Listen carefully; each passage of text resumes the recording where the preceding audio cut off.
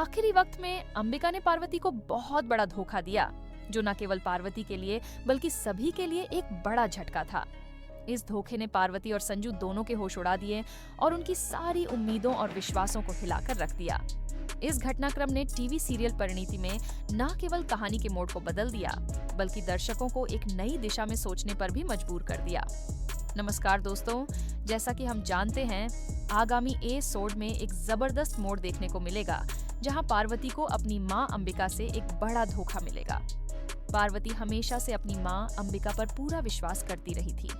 वह हमेशा यह कहती रही है कि अब हम सब मिलकर नीति और पृथ्वी के खिलाफ अपनी लड़ाई लड़ेंगे और उनका खेल खत्म करेंगे। लेकिन अंबिका नीति और पृथ्वी के साथ मिलकर यह खेल खेल रही थी, जिसे देखकर पार्वती को गहरा धक्का लगता है।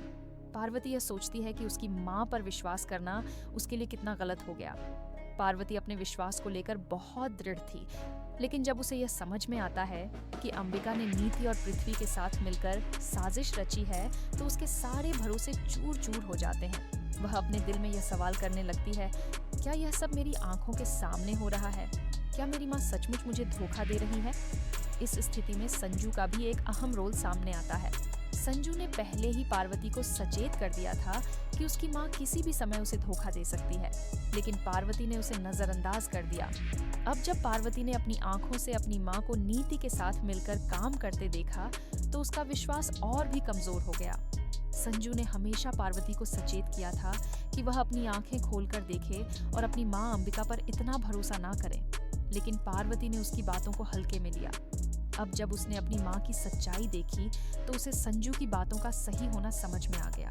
संजू ने पार्वती से कहा, देखो, तुम्हारी आंखों के सामने सब कुछ हो रहा है।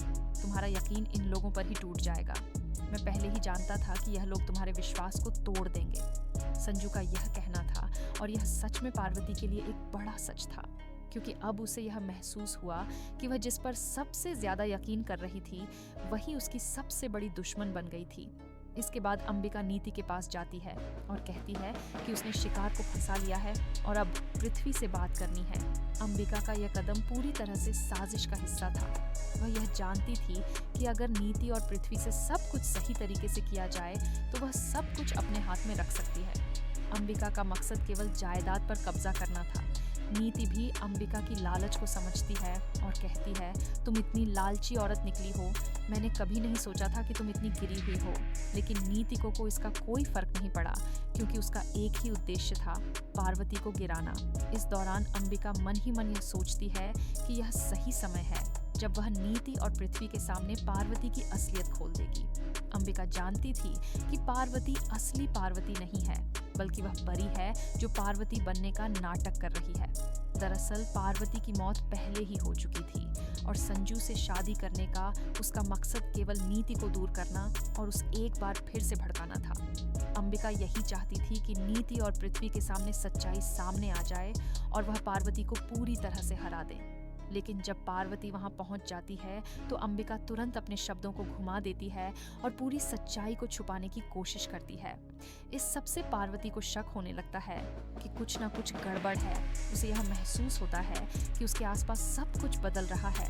वह सोचने लगती है, आखिर यह लोग क्या चाहते हैं? मेरी माँ अंबिका नीति के साथ क्या कर रही थी? यह समय पार्वती के लिए एक बड़ा मोड़ साबित होता है। वह संजू से कहती है, क्या तुम सच बोल रहे हो? क्या मेरी माँ मुझे धोखा दे रही है? संजू जवाब देता है, पार्वती, तुम हमेशा हर किसी पर आंखें बंद करके यकीन करती हो, लेकिन अब तुम देखोगी कि यही यकीन तुम्हें धोखा देगा। मैं जानता था कि यह लोग तुम्हारी उम्मीदों को तोड़ देंगे। तो दोस्तों, ये थी आज की बड़ी अपडेट। आने वाले एपिसोड में हमें और भी रोचक घटनाएं देखने को मिलेंगी, जहां पार्वती की सच्चाई और विश्वास के बीच की लड़ाई सामने आएगी। क्या पार्वती अपने विश्वास को फिर से पा सकेगी, या अंबिका और नीति की साजिशें उसे पूरी तरह से तोड़ देंगी? यह सवाल दर्शकों को एक नए सस्पेंस में डाल देगा।